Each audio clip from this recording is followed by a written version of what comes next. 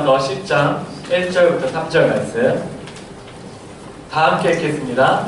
에스라가 하나님의 성전 앞에 엎드려 울며 기도하여 죄를 자복할 때에 많은 백성이 크게 통곡하며 이스라엘 중에서 백성의 남녀와 어린아이의 큰 무리가 그 앞에 모인지라. 엘람 자손 중 여기의 아들 스가랴가 에스라에게 이르되 우리가 우리 하나님께 범죄하여 이 땅 이방 여자를 맞이하여 아내로 삼았으나 이스라엘에게 아직도 소망이 있나니 곧 내 주의 교훈을 따르며 우리 하나님의 명령을 떨며 준행하는 자의 가르침을 따라 이 모든 아내와 그들의 소생을 다 내보내기로 우리 하나님과 언약을 세우고 율법대로 행할 것이라. 아멘.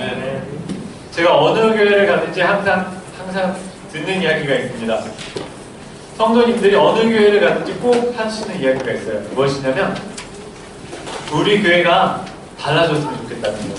우리 교회가 좀 더 우리 교회 성도들이 친절해지고 좀 더 사랑이 많았으면 좋겠다는 거예요. 한 교회에서는 이런 이야기도 들었습니다. 그 교회가 우리 교회처럼 너무 사랑이 넘치는 거예요. 그 교회 갔더니 사랑이 넘치길래 너무 이 교회에 사랑이 넘치는 것 같아요 이렇게 이야기했더니 한 분이 저에게 오셔서 우리 교회 진짜 사랑이 넘치죠? 근데 예전에는 더 넘쳤습니다. 우리가 예전처럼 진짜 사랑이 충만해야 되는데 요새는 그 수준이 안 되는 것 같아요. 이런 이야기를 했던 기억이 납니다. 제가 우리 교회 빼고 여기 우리 교회 빼고 제가 갔던 모든 교회에서는 모든 성도님, 제가 만났던 성도님들이 다 이런 이야기를 하셨어요. 우리 교회에 더 사랑이 많았으면, 우리 교회가 더 달라졌으면, 옛날처럼 사랑이 다시 충만해졌으면, 이런 이야기들을 하는 걸 많이 보았습니다. 그리고 11년 전, 2007년이 다가오기 시작하면서 전국적으로 교회의 회복과 부흥을 위한 운동이 시작되게 됩니다. 그러니까 2007년이 다가오면서 1907년에 있었던 부흥의 운동을 기억하며 다시 그때의 그 부흥을 소망하기 시작한 거예요. 공동체가 회복되고 주님의 나라가 부흥하는 것, 교회가 다시 회복되는 것을 전국적으로 꿈꾸기 시작했다는 것입니다. 1907년의 부흥을 다시 일으키기를 원했던 것입니다. 그래서 오늘은 1907년의 부흥을 통해서 그리고 에스라의 회개운동을 통해서 우리가 무엇을 배울 수 있을지, 무엇을 바라볼 수 있을지 살펴보도록 하겠습니다. 첫째는 이것입니다. 회개하는 한 사람이 공동체를 바꿀 수 있다는 것입니다. 이 에스라 10장 1절 한번 읽어보겠습니다. 함께 읽겠습니다. 에스라가 하나님의 성전 앞에 엎드려 울며 기도하여 죄를 자복할 때에 많은 백성이 크게 통곡하며 이스라엘 중에서 백성의 남녀와 어린아이의 큰 무리가 그 앞에 모인지라. 아멘. 에스라가 울며 기도하여 죄를 자복할 때에 많은 백성이 크게 통곡하고 큰 무리가 그 앞에 모였다는 것입니다. 공동체의 죄를 철저히 깨닫는 사람, 무엇보다도 자기 자신의 죄를 철저히 깨닫는 사람이 있을 때 공동체가 바뀐다는 것입니다. 100년 전에 평양은 제2의 예루살렘이라고 불렸습니다. 그것은 이렇게 시작됩니다. 1903년에 한 사람의 선교사 로버트 하디가 예배 때 말씀을 전하던 도중에 갑자기 자기의 죄를 고백하기 시작한 것입니다. 하디는, 이 로버트 하디 선교사는 그 내면에 학력에 대한 교만함이 있었고, 의사라는 직업에 대한 교만함이 있었고, 영국 시민이라는 백인 우월주의가 있었던 것이에요. 한국인에 대한 편견과 인종차별 또한 깊숙이 자리 잡고 있었던 것입니다. 당시 한국은 굉장히 영국 사람들이 보기에 굉장히 미개한 민족이었어요. 그랬죠. 100년 전 한국이었으면은. 우리 가끔씩 100년 전 한국에 대한 사진들 보기도 하잖아요. 조용한 아침의 나라. 좋게 이야기하면은 조용한 아침의 나라 너무 아름답다고 이야기를 하는데 어떤 사람들은 이야기하기를 너무 가난하고 불도 없어가지고 그래서 조용한 아침의 나라, 아침에 뭐 활기가 없는 나라 이런 거 아니냐, 이런 이야기까지 할 정도였어요. 당시 한국 민족들이 너무나도 지식에 가난해가지고 사람들이 조용한 아침의 나라라고 부를 정도로 너무 가난한 나라라고 생각할 정도였다는 거예요. 그래서 로버트 이 하지 선교사도 한국을 보면서 어떤 인종 차별적인 생각이 그 안에 담겨져 있었다는 것입니다. 그런데 성령께서 이러한 마음들, 이러한 죄들을 이 로버트 하지 선교사님에게 깨닫게 하셨다는 것이에요. 자기는 의사였다고, 굉장히 공부를 많이 한 고학력자였다고, 나는 영국 시민이었다고, 너네는 가난하고 아주 지지를 못 사는 아주 미개한 민족이었다고 생각했던 그 생각이 죄라는 것을 깨달았던 것이에요. 나중에 이 로버트 하니가 말하길, 이것은 아주 고통스럽고 굴욕적인 경험이었으나 성령님께서 강권하셨기 때문에 어쩔 수 없이 모든 성도들 앞에서 자신의 죄를 고백할 수밖에 없었다는 것이에요. 그리고 그날 사경회에 참석한 모든 사람들이 이렇게 고백합니다. 결코 전에는 경험해보지 못했던 놀라운 감동을 그 시간에 받았다고 말합니다. 그리고 이 시간 이후에, 그 시간 이후에 청년들이 회중 앞에서 자신의 그 죄를 고백하기 시작합니다. 자신의 죄를 사람들 앞에서 회개하기 시작합니다. 이후 이 사건이 1907년 평양 장대영 교회에 있었던 사경회와 연결되기 시작합니다. 평양 장대영 교회에서 있었던 1907년의 이 부흥운동이 바로 이 로버트 하지 선교사 한 사람의 죄를 고백한 그 한 사람의 그 사건 때문에 이 평양의 1907년 평양의 부흥운동이 시작됐던 것이에요. 그리고 평양 대부흥운동은 사경의 기간 1월 14일과 15일 이틀 동안에 발행하기 시작합니다. 이 사경의 마지막 14일과 15일을 마지막으로 마치게 됐었어요. 월요일과 화요일을 끝으로.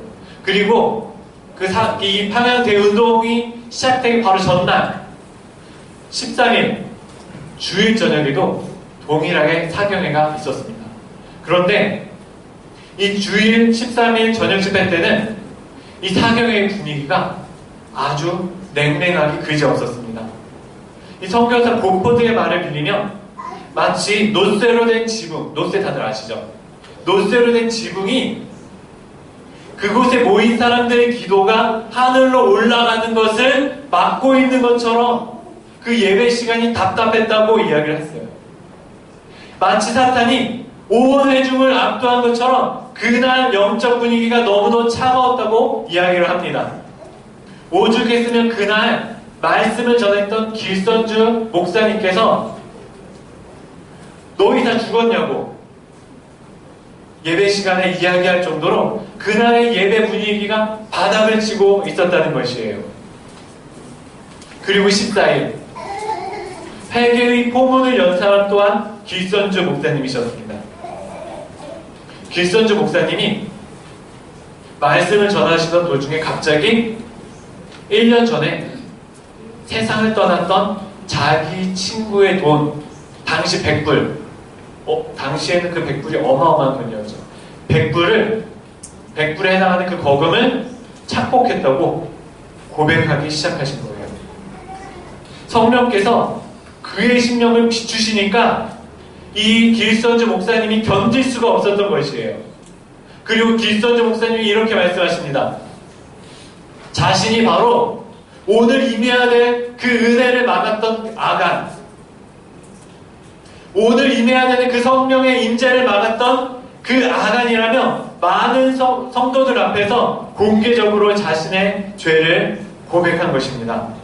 그리고 이 회개가 마치 뇌관에 불을 당긴 것처럼 그곳에 모인 모든 회중들의 회개에 이어졌습니다.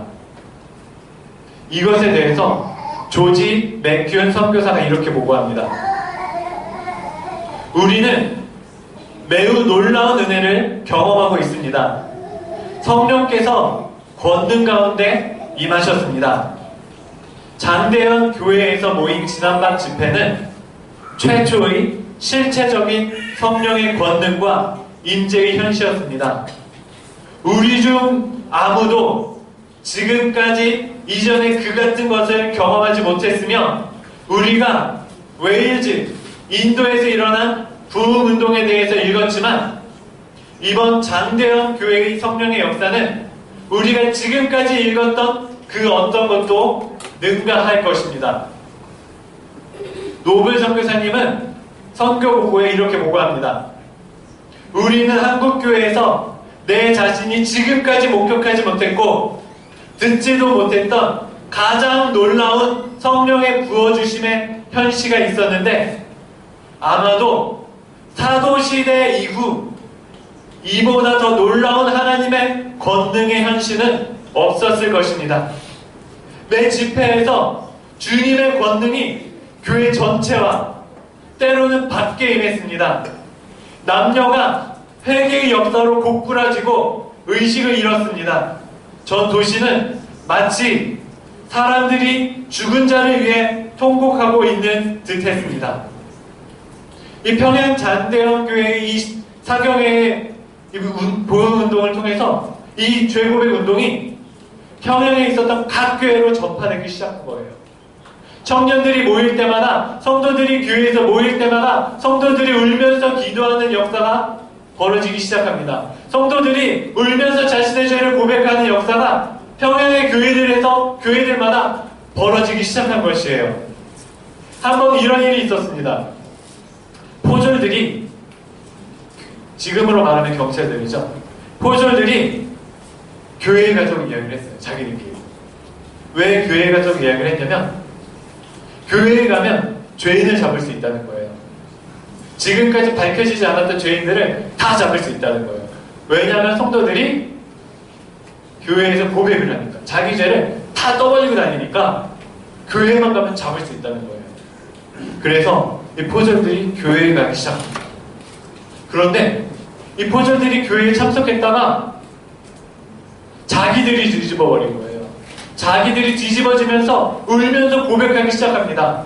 나는 내가 의인인 줄 알았는데, 알고 봤더니, 깨닫고 봤더니 나는 내 집에 누워있는 아파하는 저 아내를 구박했던 거예요.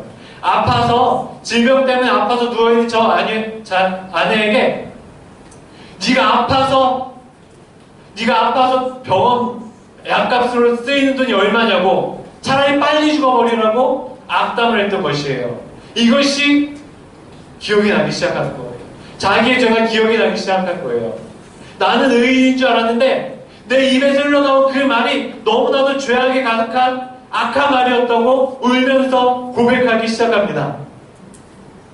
물론 모든 사람 앞에서 우리가 우리의 죄를 공개하는 것이 좋은 건 아닙니다.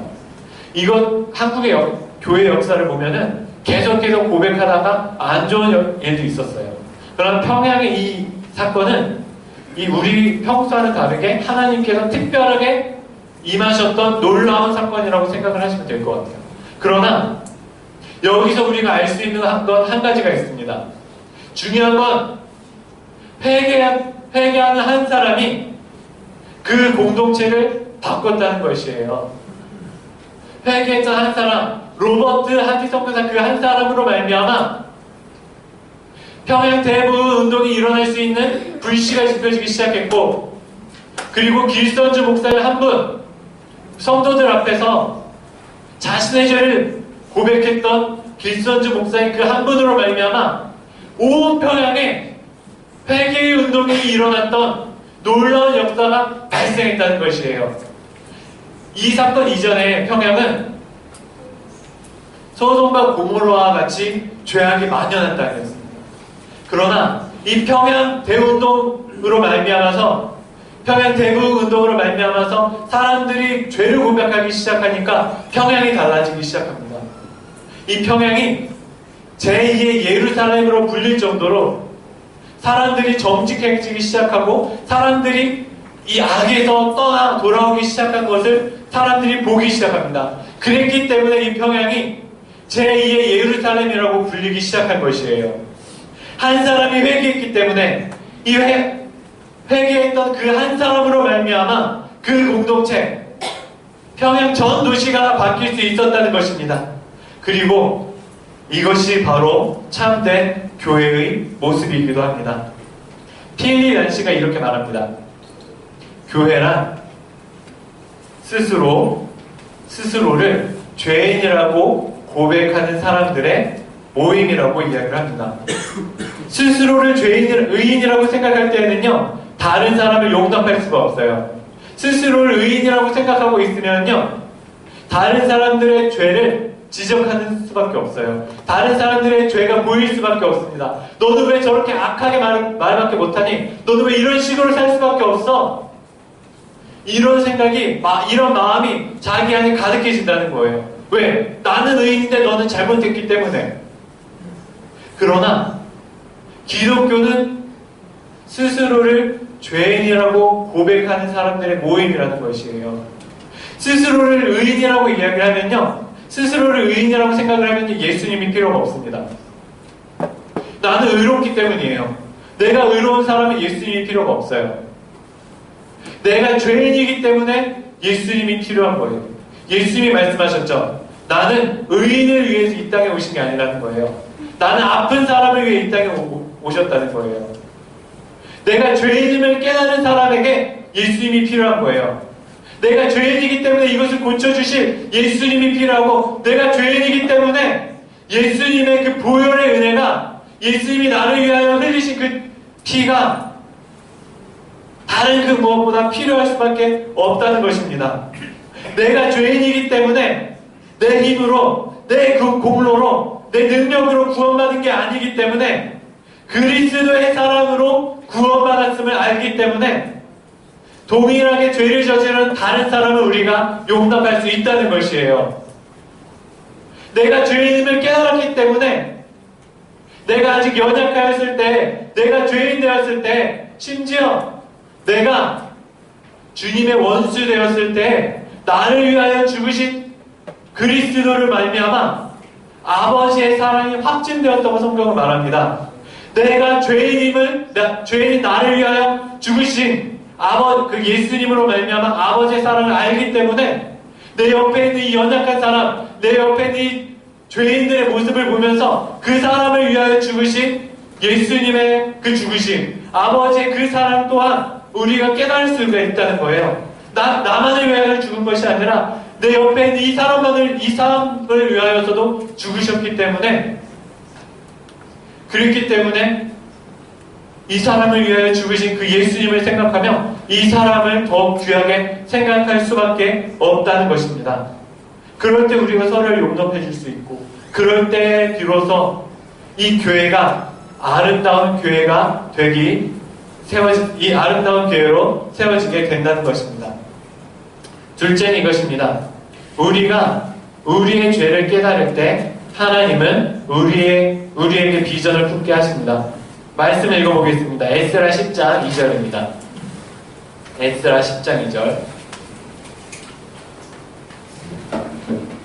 함께 읽겠습니다. 에람 자손 중 여이엘의 아들 스가냐가 에스라에게 이르되, 우리가 우리 하나님께 범죄하여 이 땅 이방 여자를 맞이하여 아내로 삼았으니 아직도 소망이 있나니. 아멘. 엘람 자손 중 여이엘의 아들 스가냐가 에스라에게 이렇게 말합니다. 우리가 범죄하여 이 땅 이방 여자를 맞이하였으나 이스라엘에게는 아직도 소망이 있습니다. 이렇게 말합니다. 개혁주의의 1번 전제가 이거예요.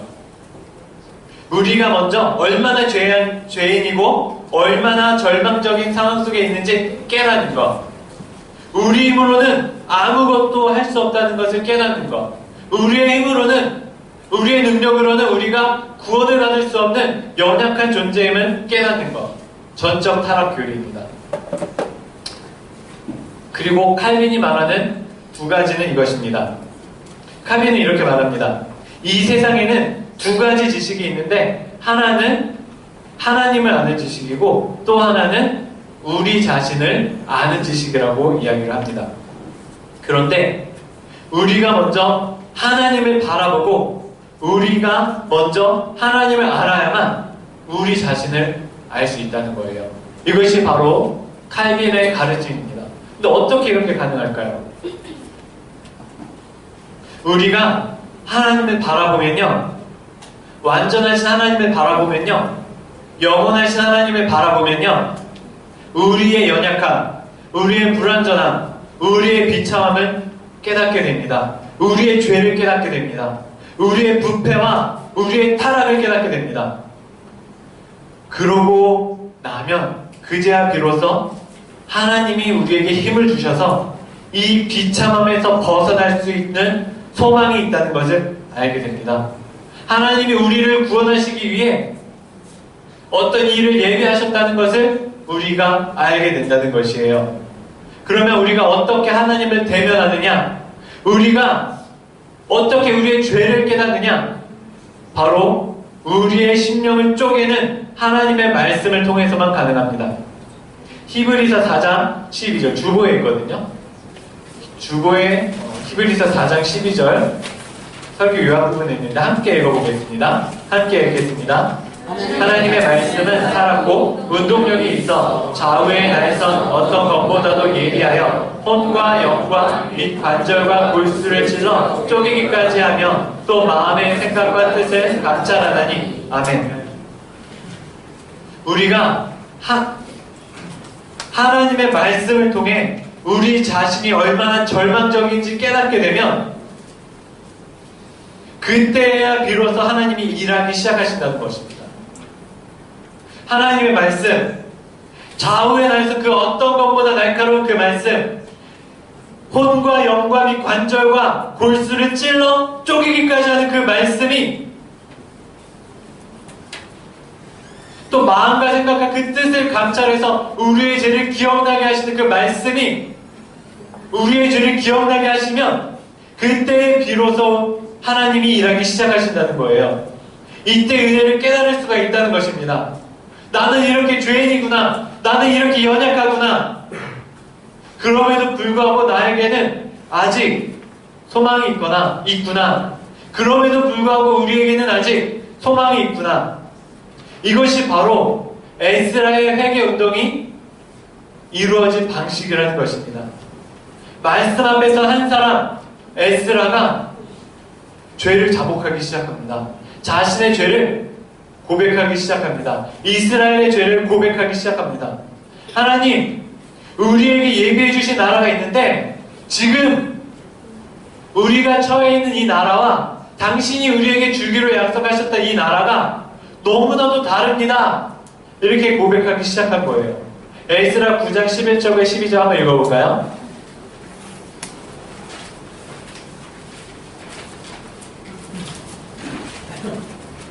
함께 읽겠습니다.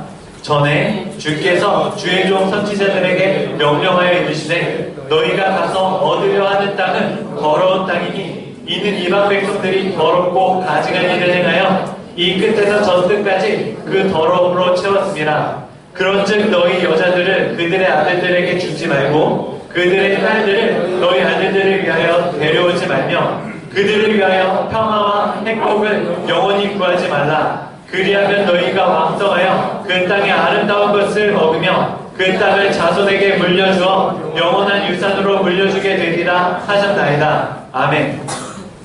하나님의 하신 말씀은 이것이에요. 저들은 더러운 민족이니 저들과 결혼하지 말고 섞이지 말아라.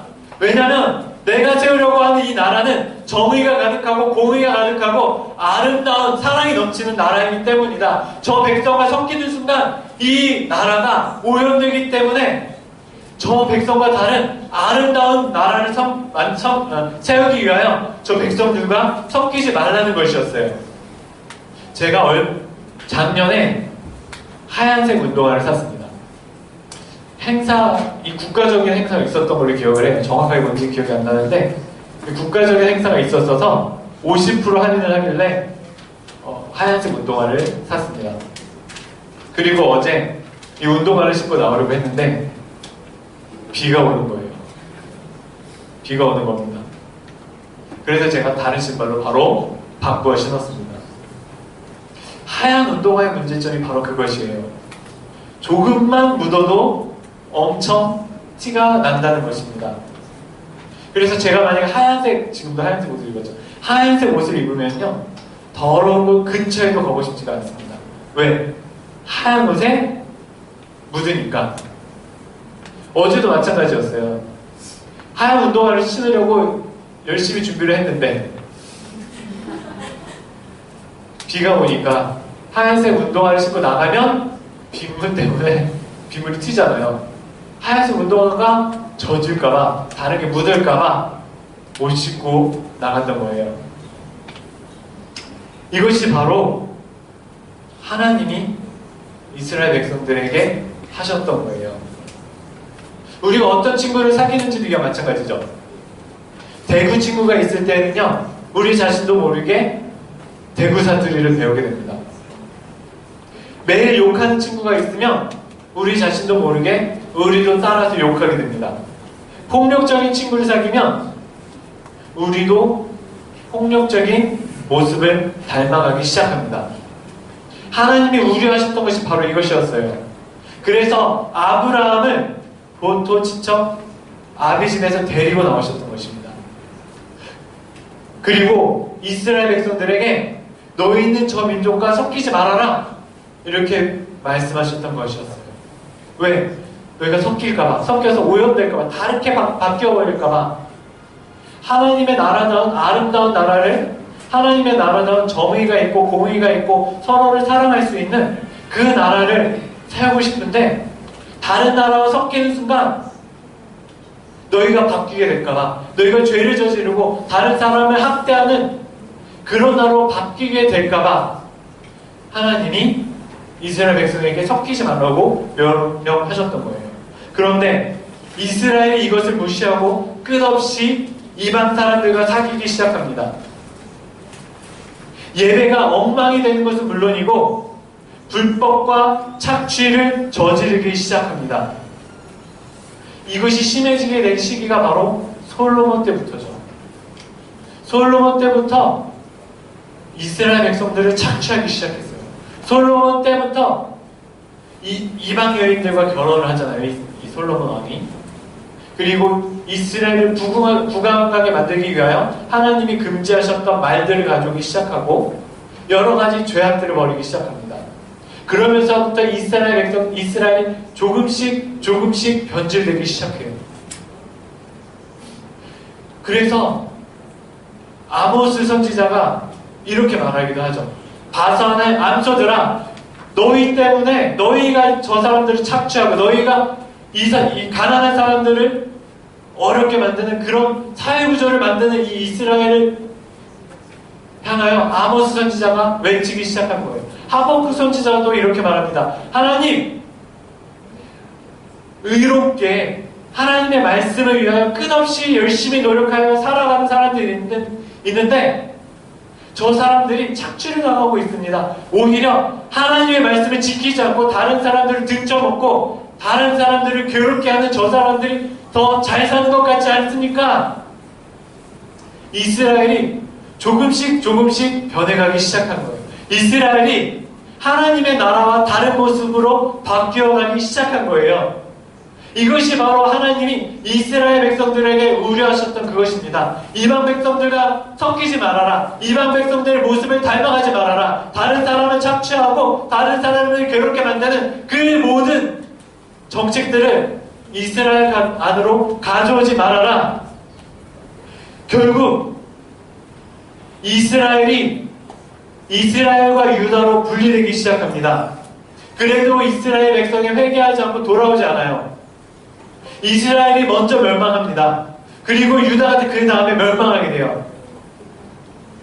그리고 이 백성들이 노예가 되어서 하나님의 땅에서 쫓겨나서 다른 알지 못하는 땅으로 끌려가게 됩니다. 자, 말씀을 읽어보겠습니다. 에스라서 9장 9절입니다. 함께 읽겠습니다. 우리가 비록 노예가 되었으나 우리 하나님이 우리를 그 종살이하는 중에 버려두지 아니하시고 바사 왕들 앞에서 우리가 불쌍히 여김을 입고 소생하여 우리 하나님의 성전을 세우게 하시며 그 무너진 것을 수리하게 하시며 유다와 예루살렘에서 우리에게 울타리를 주셨나이다. 아멘. 이제 하나님이 조금 은혜를 주셔서 이제 겨우 예루살렘에 돌아와서 성전도 짓고 성벽도 복원할 수 있게 된 거예요. 이제 쫓겨났던 그 땅에서 쫓겨났던 그 땅으로 다시 돌아오게 된 거예요. 이제 조금 그 은혜를 맛보기 시작한 거예요. 그런데 아직도 정신 차리지 못하고 이 사람들이 또 이방 민족과 결혼해서 가증한 일을 하기 시작합니다. 심지어 지도자부터도 마찬가지였어요. 말씀 한번 읽어볼까요? 9장 1절입니다. 함께 읽겠습니다. 이 이후에 방백들이 내게 나와 이르되 이스라엘 백성과 제사장들과 레위 사람들이 이 땅 백성들에게 떠나지 아니하고 가나안 사람들과 헷 사람들과 브리스 사람들과 여봇 사람들과 암몬 사람들과 모압 사람들과 애굽 사람들과 아모리 사람들의 가증한 일을 행하여 아멘. 이제 겨우 조금 은혜를 누리기 시작했어요. 이스라엘 백성들이 그 조상들이 이방인들과 놀기 시작하면서 이방인들과 같이 가까이 지내기 시작하면서 이방인들과 결혼하기 시작하면서 망가졌던 그 이스라엘 백성들이 이방인들과 살면서 망가진 그 이스라엘로 말미암아 하나님의 법 질서를 지키지 않게 된 이스라엘 그 죄악들로 말미암아 그 땅에서 쫓겨난 그 이스라엘이 이제 겨우 다시 은혜를 누려서 하나님의 땅으로 돌아오기 시작한 거예요. 근데 똑같은 일을 다시 반복합니다. 똑같은 일을 똑같이 이방 백성들과 가까이 지내기 시작해요. 똑같이 이방 백성들과 결혼하기 시작합니다. 에스라가 이것을 보기 시작한 거예요. 에스라가 이것을 놓고 기도하기 시작합니다. 하나님, 우리가 너무 부족합니다. 우리가 또 죄를 저지르고 있습니다. 우리는 부패하고 죄악된 백성입니다. 그때 백성들이 크게 통곡하고 모이기 시작합니다. 그리고 이스라엘 백성들이 자신들의 죄를 고백하고 자복하기 시작합니다. 그리고 이때 그들이 회개할 때 소망을 보게 된 거예요. 다른 나라와는 구별된 하나님의 나라를 다시 세우는 소망. 하나님이 우리를 통해서 이루실 어떤 아름다운 공동체에 대한 소망. 우리도 이런 소망이 있어야 합니다. 선지자들이 꿈꾸고 바라보았던 하나님의 나라를 우리는 교회를 통해 세울 수 있다는 이 소망을 가져야 한다는 거예요. 그런데 이것은 우리가 우리 자신의 죄를 깨달을 때 가능하다는 것입니다. 셋째, 그런데 이 소망은 하나님의 교훈, 하나님의 말씀을 지키려고 피 흘리기까지 순종할 때 가능하다는 것입니다. 말씀을 읽어보겠습니다. 에스라 10장 2절에서 3절입니다. 함께 읽겠습니다. 엘람 자손 중 여히엘의 아들 스가냐가 이스라엘에게 이르되 우리가 우리 하나님께 범죄하여 이 땅 이방 여자를 맞이하여 아내로 삼았으나 이스라엘에게 아직도 소망이 있나니 곧 내 주의 교훈을 따르며 우리 하나님의 명령을 떨며 준행하는 자의 가르침을 따라 이 모든 아내와 그들의 소생을 다 내보내기로 우리 하나님과 언약을 세우고 율법대로 행할 것이라. 아멘. 이때 중요한 사람이 있어요. 누구냐면 여히엘의 아들 스가랴입니다. 여히엘의 아들 스가랴가 뭐라고 말하죠? 뭐라고 말합니까? 이제 우리가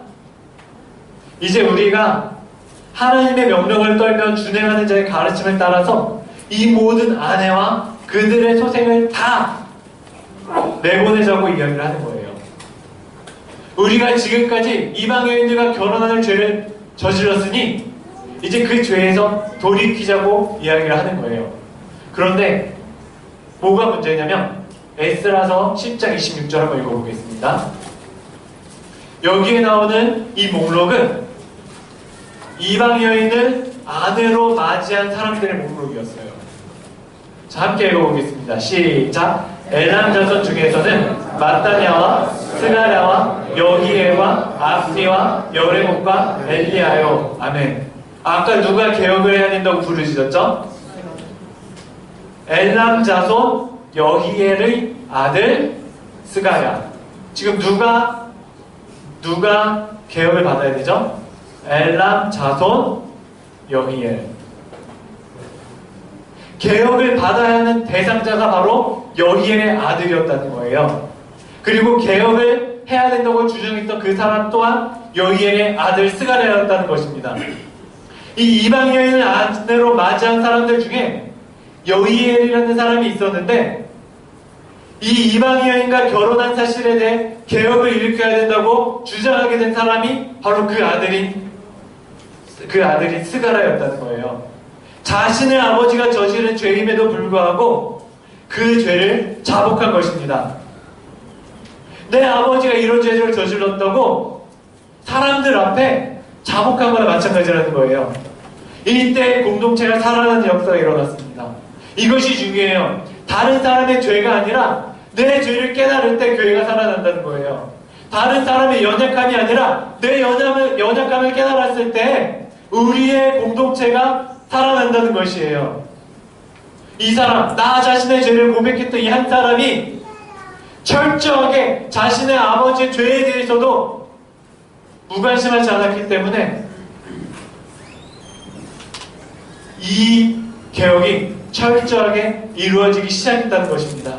아내와 소생을 철저하게 내보낼 수 있게 되었다는 것이에요. 우리가 해야 되는 것이 바로 이것입니다.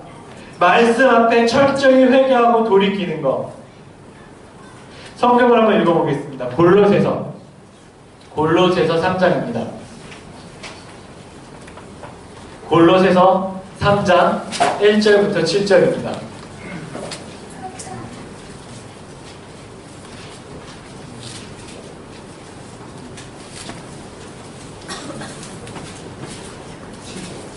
골로새서 3장 1절부터 7절입니다.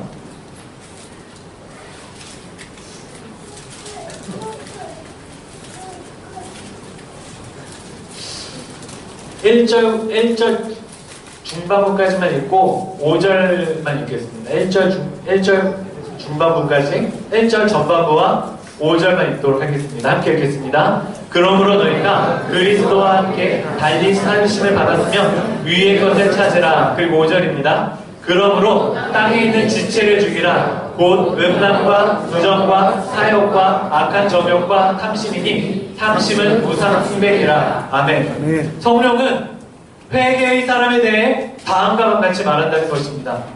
성령에 충만한 사람은 어떤 사람이냐? 위의 것을 찾는 사람이라는 거예요. 아래 것을 찾는 사람이 아니라 위의 것을 찾는 사람이라는 것입니다. 곧 땅의 것을 죽이는 사람이라는 거예요. 우리의 욕심을 죽이는 사람이라는 거예요. 우리의 음란을 죽이는 사람이라는 거예요. 우리의 사욕과 악한 정욕과 탐심을 죽이는 사람이라는 것이에요. 이것이 바로 회개의 사람이라는 것입니다. 또 말씀을 찾아보겠습니다. 갈라디아서 5장입니다. 갈라디아서 5장 16절, 17절하고 24절. 갈라디아서 5장입니다.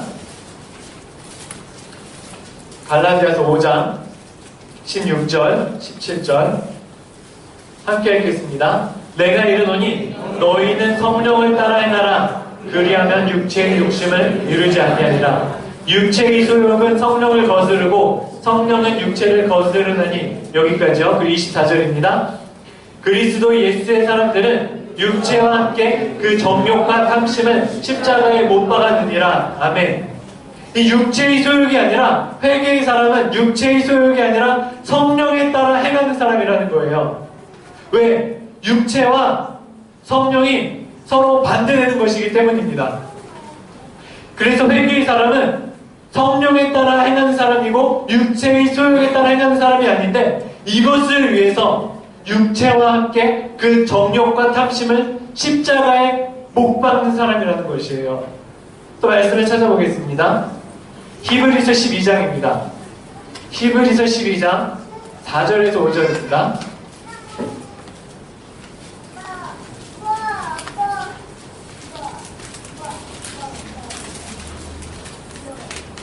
함께 읽겠습니다.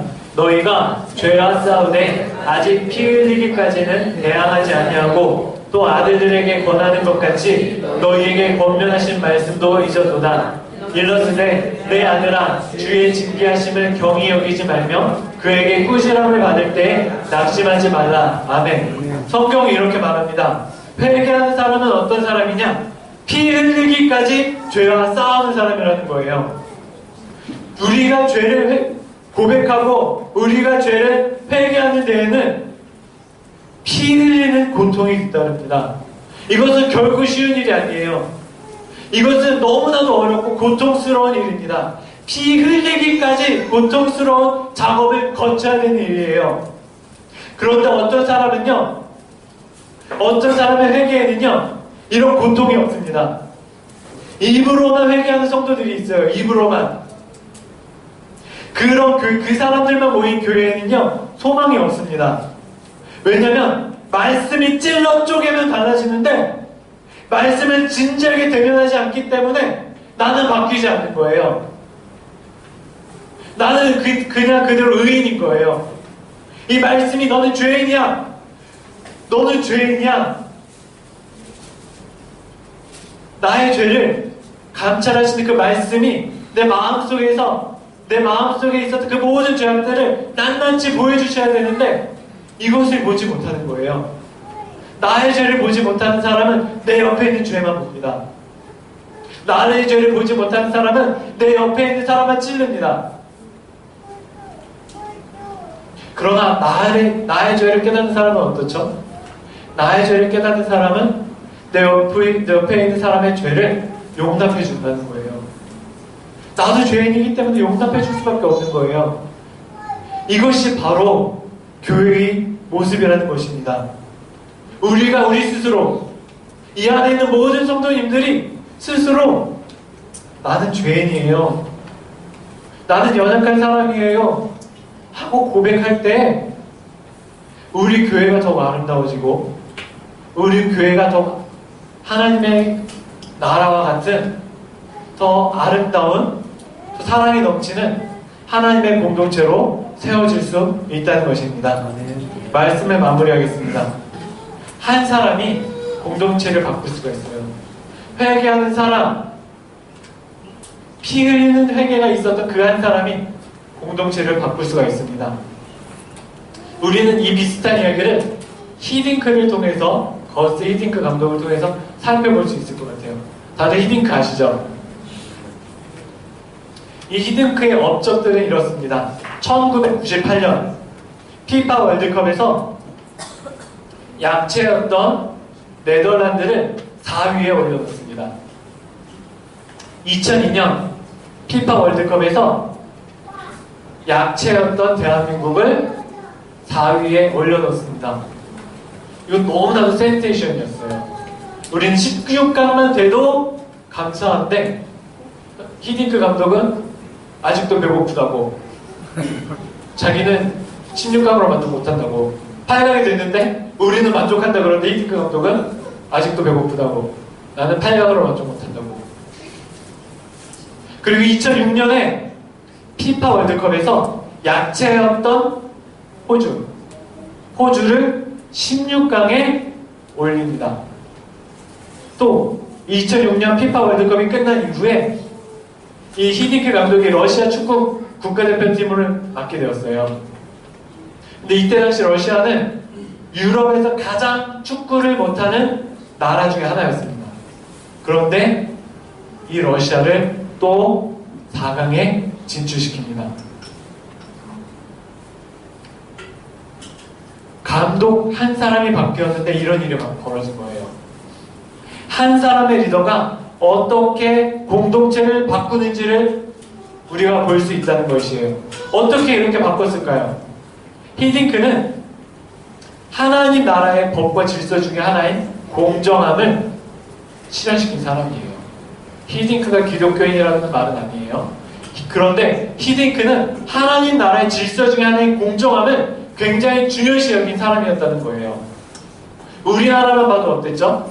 우리나라는 줄이 없으면, 백이 없으면 국가대표 선수가 되지 못하는 게 한국 축구 대표팀이었어요. 축구협회 줄여서 축협인가요? 뭐라고 부르죠? 저 계속 축협이라고 하는데 축협이라고 할 때마다 사람들이 축협이 아니라고 아무튼 축구협회. 이 축구협회의 끈이 있는 사람의 자식, 축구협회, 그런 사람들만 국가대표팀이 될 수 있는 구조를 가지고 있었어요. 그런데 히딩크의 장점은 무엇이었죠? 한국말을 못한다는 것이 히딩크의 장점이었어요. 한국 사람들이 말하는 스타 플레이어들 막 와가지고 이렇게 해야 된다고 막 뭐라고 얘기해도 몰라, 너 연습해. 막 따주고 싶어도 못 알아듣는 거예요. 연습해, 이렇게 해야 됐어요. 그리고 막 사람들이 와가지고 이 사람은 축구협회의 아주 대단한 사람의 이런 사람입니다. 꼭 국가대표 선수가 돼야 돼요. 몰라.